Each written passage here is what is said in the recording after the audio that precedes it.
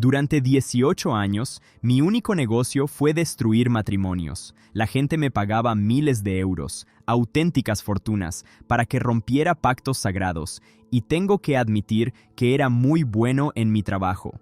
De las más de 300 parejas que fueron mi objetivo, mi tasa de éxito superaba el 80%. Pero no estoy aquí para presumir de los matrimonios que sí rompí. Estoy aquí para hablar de los que no pude tocar, y para confesar las 5 señales que te avisan de que la misma fuerza a la que yo servía está ahora mismo intentando destruir el tuyo. Sé que puede sonar increíble, como algo sacado de una película, pero es real, y en los próximos minutos entenderás cómo llegué a ese punto, y lo más importante, qué protegía a ese 20% que resistió mis ataques. Te voy a confesar el conocimiento secreto que usaba para que tú puedas usarlo como escudo. Si este mensaje ya resuena contigo, suscríbete y activa las notificaciones para no perderte nada. Y déjame una pregunta en los comentarios. ¿Alguna vez has sentido que los problemas en tu matrimonio tenían un origen que no podías explicar? Esta confesión que acabas de escuchar no es una historia que cuento a la ligera. Es el resultado de 18 años sirviendo a la oscuridad y de un encuentro milagroso que lo cambió todo. Llegué a ser un maestro en mi campo, temido y solicitado, pero el precio que pagué fue mi propia alma. Las 5 señales que voy a revelarte no las aprendí en un libro. Las perfeccioné en el campo de batalla espiritual, atacando hogares. Pero para que entiendas de verdad por qué funcionan y cómo puedes defenderte, necesito que vuelvas conmigo al principio, al lugar donde todo comenzó. Para entender cómo llegué a ser el hombre que rompía matrimonios por dinero, tienes que entender mi infancia. La brujería no era algo oscuro o prohibido para mí. Era el negocio familiar. Crecí en una casa adosada a la de mi tío, y mientras en mi lado de la pared solo había gritos y platos rotos de mis padres, del suyo llegaba un olor extraño a hierbas quemadas y el murmullo de clientes desesperados. Yo lo veía como un hombre poderoso, un hombre que arreglaba problemas. Mientras mi padre perdía el control, mi tío lo fabricaba a su antojo. Esa fue la normalidad que conocí. El caos en mi casa me hacía sentir pequeño, impotente. Veía a mi madre llorar y a mi padre frustrado, atrapados en un ciclo de peleas que nunca terminaba. No podía hacer nada, pero luego miraba a mi tío. Él no era una víctima de las circunstancias, él las creaba. La gente le pagaba fortunas para que cambiara su destino, y él lo hacía. Para un niño que sentía que no tenía ningún control sobre su propia vida, ese poder era como el aire. No quería dinero, no quería respeto, quería esa capacidad de mover los hilos, de decidir quién ganaba y quién perdía. Tenía 15 años cuando mi tío finalmente me invitó a su mundo. Me vio observando desde la ventana, como siempre. Dejas de mirar y empiezas a aprender, me dijo una tarde. Mi primera tarea fue simple: moler unas raíces secas en un mortero de piedra. El olor era intenso, casi mareante. Mientras lo hacía, él me observaba con una media sonrisa. «Tienes la calma para esto», afirmó. «No como otros». En ese momento sentí un orgullo que nunca había sentido. Acepté su oferta sin dudarlo. Aquel fue el primer paso en un camino del que tardaría 18 años en poder escapar. Mi tío me enseñó lo básico: cómo secar las hierbas correctas, el significado de cada símbolo dibujado con tiza en el suelo, las palabras exactas que había que susurrar. Al principio, mi recompensa era el dinero, unos cientos de euros por aquí y por allá. Pero el verdadero pago llegó cuando vi a una mujer, con los ojos llenos de lágrimas de alegría, agradeciendo a mi tío porque su marido había dejado a la otra. En ese momento, sentí un poder que el dinero no podía comprar. Yo había molido las raíces para ese ritual, yo era parte de ese poder. Rápidamente me di cuenta de que los asuntos del corazón eran el negocio más grande. La gente pagaba cualquier cosa para recuperar un amor o para destruir el de otro. Mi tío aceptaba todo tipo de trabajos, pero yo vi la oportunidad y me especialicé. A los 22 años ya no era su aprendiz. Había desarrollado mis propios métodos, más rápidos, más crueles. Mi fama empezó a correr de boca en boca. Ya no era el sobrino del brujo, Era el especialista, el hombre al que llamaban desde toda España cuando querían asegurarse de que un matrimonio terminara para siempre. El dinero era increíble. Compré un apartamento de lujo en Sevilla, ropa cara, todo lo que se suponía que debía hacerme feliz. Pero empecé a notar cosas extrañas. No podía dormir. Tenía pesadillas recurrentes donde veía las caras de los niños de las familias que había destrozado. A veces, en pleno día, sentía un frío helado en una esquina de la habitación, como si alguien estuviera allí, observándome. Me decía a mí mismo que era el estrés, el precio del éxito. Pero en el fondo, por primera vez en mi vida, empecé a sentir miedo de lo que había invitado a entrar. Llegué a la cima de mi oscuro arte. Era un maestro temido, con una fortuna construida sobre la miseria ajena.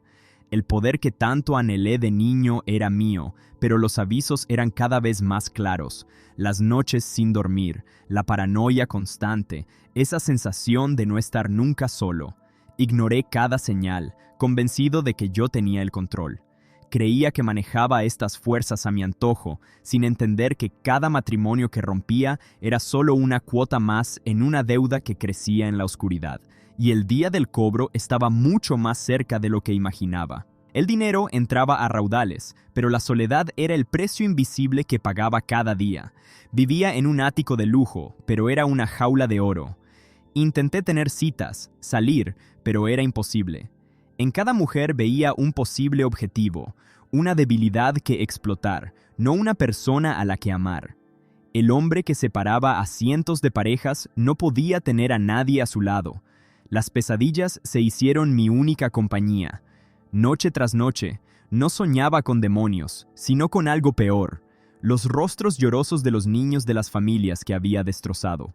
Me despertaba sudando frío, con sus miradas grabadas en mi mente. La paranoia se apoderó de mí.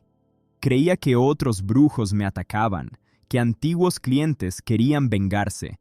Cada sombra en mi apartamento era una amenaza, cada crujido del suelo me hacía saltar.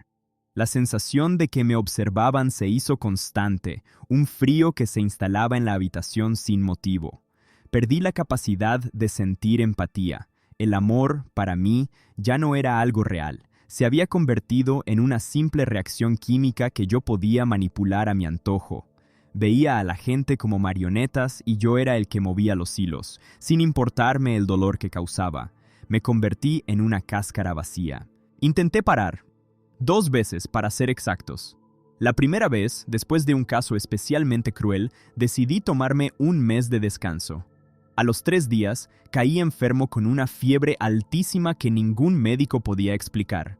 Desapareció en el momento en que acepté un nuevo trabajo. La segunda vez fui más firme. Rechacé una oferta muy lucrativa. Esa misma noche, las voces en mi apartamento pasaron de susurros a amenazas directas. «Nos perteneces», decían. «No te irás». El miedo me paralizó. Comprendí que ya no era el amo de estas fuerzas, era su esclavo. Volvía a aceptar trabajos por puro terror. Mi punto más bajo llegó una noche de martes en mi ático de Sevilla. Acababa de recibir la transferencia por destruir el matrimonio de un político importante. Tenía todo lo que el mundo dice que trae la felicidad: dinero, poder, lujo. Pero el silencio en ese apartamento era ensordecedor. Me levanté para servirme una copa y vi mi reflejo en el ventanal oscuro, con las luces de la ciudad de fondo. Y sentí un asco profundo. No vi a un hombre poderoso, vi un parásito que se alimentaba de la miseria. Estaba físicamente agotado, completamente solo y, por primera vez, admití que no tenía salida. Estaba atrapado. En medio de esa desesperación en mi ático, mi orgullo se aferró a un único fracaso que no podía aceptar. Un trabajo en Madrid. El objetivo era un pastor y su esposa, Carolina. Me habían pagado una fortuna, y lo asumí con la arrogancia de quien se cree invencible. Pero pasaron las semanas y nada. Mis rituales más potentes, los que nunca fallaban, se estrellaban contra un muro invisible. Mi informante me decía que estaban más felices que nunca. La frustración se convirtió en una obsesión que me consumía día y noche, porque por primera vez, mi poder no servía para nada. Mi objetivo ya no era romperlos, sino entender por qué no podía. Pagué para obtener más información y lo que descubrí me pareció ridículo. Carolina oraba cada noche citando un versículo, Malaquías 2:16, sobre cómo Dios odia el divorcio y luego ungía con aceite los postes de las puertas de su casa.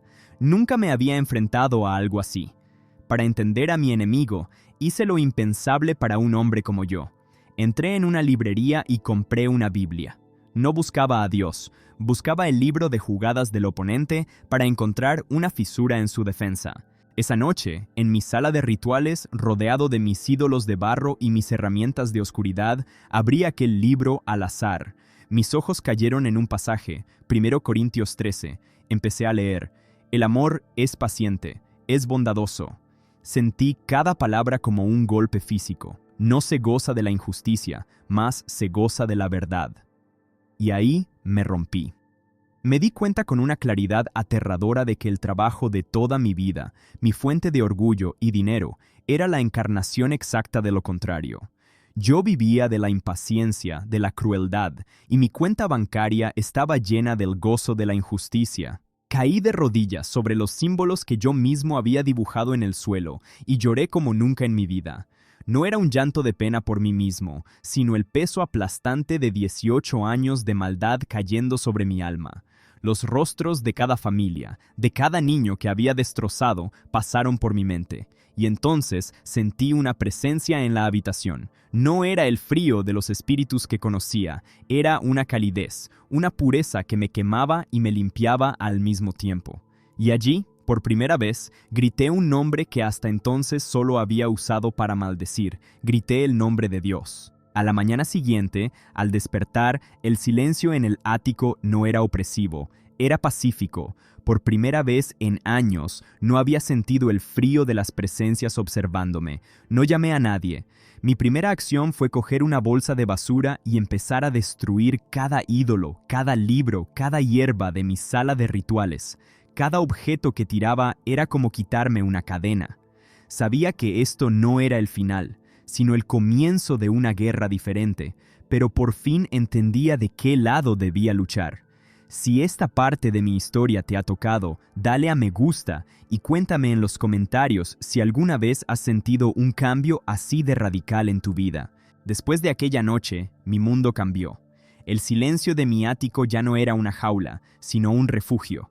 Pero con la paz vino la claridad, una claridad aterradora sobre lo que había hecho durante 18 años. Ahora, desde este lado, puedo contarte las 5 señales que usábamos. La primera era enviar lo que llamábamos un espíritu de irritación. Su trabajo era simple, hacer que un calcetín en el suelo se sintiera como una traición. Convertíamos un hogar en un campo de minas donde cualquier palabra podía iniciar una guerra. Después, atacábamos la intimidad. Con un simple mechón de pelo, creábamos un muro de repulsión en el dormitorio, haciendo que el tacto de tu pareja te produjera un asco físico inexplicable. Una vez creado el conflicto y la distancia, pasábamos a la mente. Proyectábamos sueños vívidos con exparejas o desconocidos perfectos. El objetivo era que te despertaras sintiendo una conexión emocional con alguien que no era tu cónyuge, creando una infidelidad en el corazón antes de que ocurriera en la realidad. Al mismo tiempo, atábamos un espíritu errante a uno de los dos. De repente, el trabajo exigía quedarse hasta tarde. Aparecían aficiones que te sacaban de casa cada fin de semana. Era una inquietud espiritual diseñada para que el mundo exterior pareciera una escapatoria y el hogar una prisión. ¿Ves el patrón? Separar, aislar, debilitar. La etapa final era la aparición de la tercera persona. Cuando la pareja ya estaba rota por dentro, enviábamos a alguien que parecía la solución a todos sus problemas. Alguien que escuchaba, que entendía. Esta persona casi nunca llegaba por casualidad. Era el golpe de gracia. Esto es lo que intenté hacer con Carolina y su marido, pero fracasé. ¿Por qué? Porque ella creaba una barrera.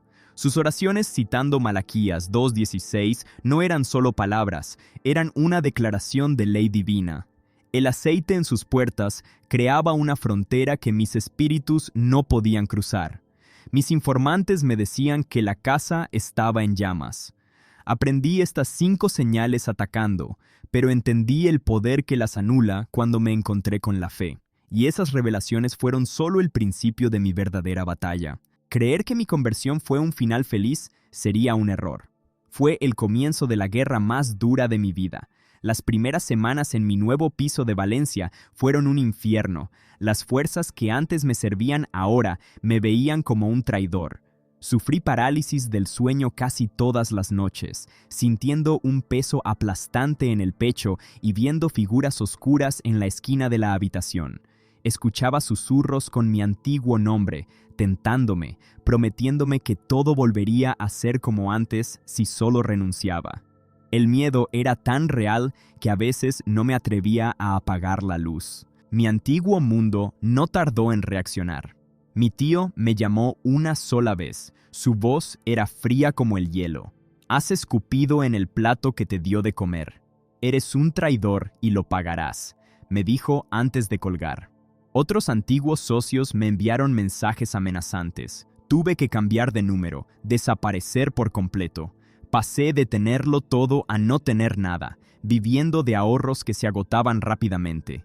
Hubo noches, solo y sin un euro, en las que la tentación de volver era casi insoportable. La oscuridad me ofrecía poder y dinero, mientras que mi nueva fe solo parecía traerme lucha y soledad. Mi única arma era el nombre de Jesús. Al principio, susurrarlo en medio de la parálisis del sueño era lo único que podía hacer. Y funcionaba. Las presencias retrocedían. Me aferré a la Biblia como un náufrago a una tabla. Cada vez que la culpa por el pasado me aplastaba, leía una y otra vez que mis pecados habían sido perdonados. No fue un proceso mágico. Tuve que buscar ayuda en una pequeña iglesia, donde un pastor anciano me escuchó sin juzgarme y me enseñó a orar no por obligación, sino como un soldado que se prepara para la batalla diaria. Los primeros 2 años fueron una lucha constante. Enfrenté ataques espirituales, amenazas de mi antigua vida, la ruina económica y una culpa que casi me ahoga. Vencí a los demonios aprendiendo a usar la autoridad de Cristo. Vencí las amenazas cortando todo lazo y confiando en la protección divina. Superé la ruina aceptando trabajos humildes y aprendiendo a vivir con poco. Y combatí la culpa sometiéndome a consejería cristiana. No tuve recaídas en la brujería, pero sí caí muchas veces en la duda y el miedo. Me levanté cada vez un poco más débil, pero con una fe un poco más fuerte. Han pasado ya 10 años desde aquellas primeras batallas. El hombre que vivía en un ático de lujo en Sevilla, solo y atormentado por presencias oscuras, ya no existe. Hoy vivo en un piso sencillo en Valencia, y la soledad que me ahogaba fue reemplazada por el amor de mi esposa y las risas de mis 2 hijos. Por primera vez en mi vida adulta, duermo toda la noche. La paz que siento no es la ausencia de ruido, es la presencia de Dios en mi hogar. Un hogar que antes me habría parecido un objetivo perfecto para destruir. Antes, mi cuenta bancaria estaba llena, pero mi alma estaba en bancarrota. Me dedicaba a manipular el amor, viéndolo como una debilidad que explotar para obtener un beneficio. Hoy, mi esposa y yo dirigimos un pequeño ministerio donde usamos mi conocimiento del enemigo para enseñar a las parejas a defenderse. Entendí que 1 Corintios 13 no era un arma para encontrar fisuras, sino un mapa para vivir. He pasado de ser un destructor de hogares a un constructor, ayudando a poner cada ladrillo de vuelta en su sitio, pero esta vez sobre la roca firme de la fe. Pero no quiero que penséis que todo es un camino de rosas. Las cicatrices de mi pasado siguen ahí. A veces, los rostros de aquellas familias vuelven a mi mente, no como una condena, sino como un recordatorio de la inmensa gracia que recibí.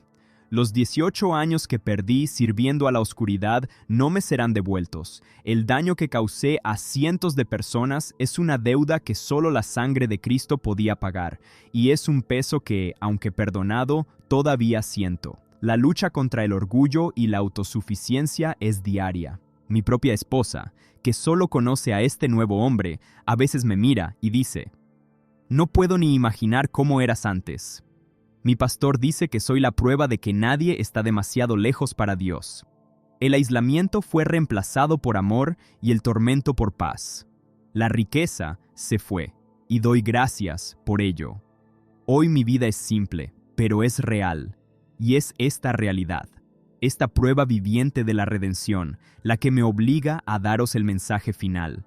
Porque esta historia no es sobre mí, es sobre el poder que está a vuestra disposición ahora mismo. Mi vida hoy es simple, pero es real, y es esta realidad, esta prueba viviente de la redención, la que me obliga a hablarte directamente. Te he confesado mis antiguos secretos no para asustarte, sino para armarte. La razón por la que el enemigo ataca tu matrimonio es porque odia lo que representa. Un matrimonio cristiano fuerte y lleno de amor es una imagen viva en la tierra del amor de Cristo por su iglesia. Es un faro de esperanza. Tu matrimonio no es solo un contrato, amigo mío, es un arma en una guerra que no ves. Si has reconocido tu matrimonio en alguna de esas 5 señales, no tengas miedo. Al contrario, mantente alerta.